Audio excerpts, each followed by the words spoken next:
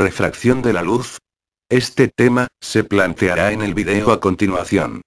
Observaremos su definición que por medio de ejemplos, lo entenderemos mejor en el video. Se denomina refracción luminosa, al cambio que experimenta la dirección de propagación de la luz, cuando atraviesa oblicuamente la superficie de separación de dos medios transparentes de distinta naturaleza. Las lentes, las máquinas fotográficas, el ojo humano y, en general, la mayor parte de los instrumentos ópticos, basan su funcionamiento en este fenómeno óptico. El fenómeno de la refracción va, en general, acompañado de una reflexión, más o menos débil, producida en la superficie que limita los dos medios transparentes. El haz, al llegar a esa superficie límite, en parte se refleja y en parte se refracta, lo cual implica que los haces reflejado y refractado tendrán menos intensidad luminosa que el rayo incidente. Dicho reparto de intensidad se produce en una proporción que depende de las características de los medios en contacto, y del ángulo de incidencia respecto de la superficie límite. A pesar de esta circunstancia, es posible fijar la atención únicamente en el fenómeno de la refracción para analizar sus características. Ejemplo. Cuando un rayo de luz solar, luz blanca, penetra en una gota, se refracta y sufre descomposición. El haz multicolor se refleja en la superficie interna de la gota y al salir de ella vuelve a retractarse, lo cual produce una mayor separación de los colores. Esta dispersión se produce en todas las gotas que están recibiendo la luz del sol. Otro ejemplo es, lápiz quebrado debido a la refracción de la luz. Al colocar un lápiz en un vaso con agua, se puede observar el lápiz, como si éste estuviera quebrado. Esto es debido a la refracción de la luz en la interfase aire-agua. Otro ejemplo claro es el siguiente. En una caja de vidrio transparente, se ubica una moneda en su base, al colocar un poco de agua se puede observar la moneda en el fondo del envase, y otra flotando en la superficie. Elementos de la refracción. Los elementos de la refracción son: rayo refractado.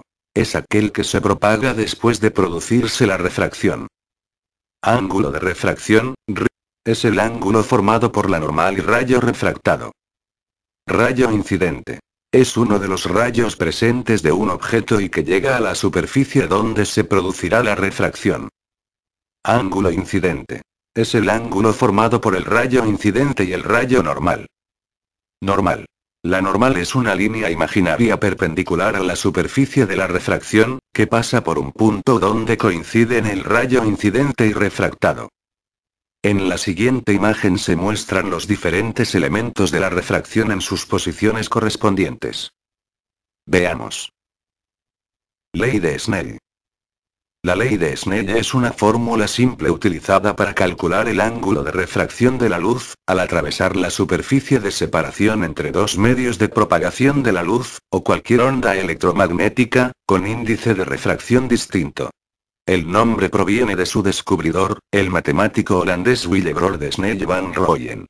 La denominaron Snell debido a su apellido pero le pusieron 2L por su nombre Willebrord, del cual lleva 2L. La misma afirma que el producto del índice de refracción por el seno del ángulo de incidencia es constante para cualquier rayo de luz incidiendo sobre la superficie separatriz de dos medios. Aunque la ley de Snell fue formulada para explicar los fenómenos de refracción de la luz, se puede aplicar a todo tipo de ondas atravesando una superficie de separación entre dos medios, en los que la velocidad de propagación de la onda varíe. En el estudio de la refracción de ondas, establecimos la ley de Snell para una onda que cambia de medio, siendo V1, la velocidad de propagación del medio inicial y V2, la velocidad de propagación de la onda en el segundo medio. Ahora bien, si los frentes de ondas llegan formando un ángulo E con la superficie de separación y, al refractarse forman un ángulo E con la superficie, se cumple que. Por lo tanto, en términos de los ángulos que forman los rayos incidente y refractados con lo normal, tenemos que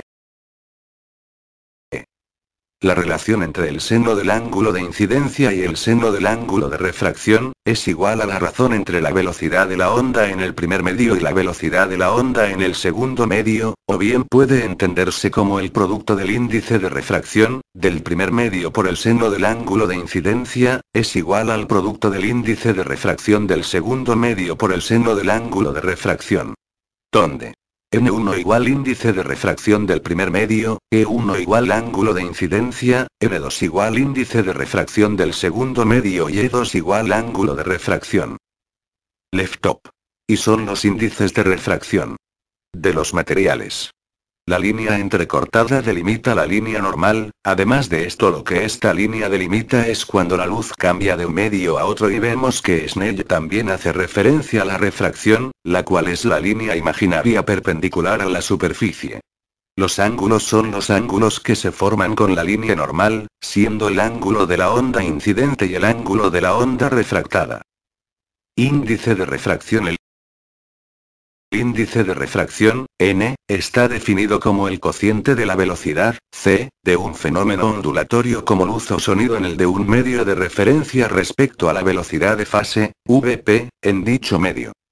Generalmente se utiliza la velocidad de la luz, c, en el vacío como medio de referencia para cualquier materia, aunque durante la historia se han utilizado otras referencias, como la velocidad de la luz en el aire.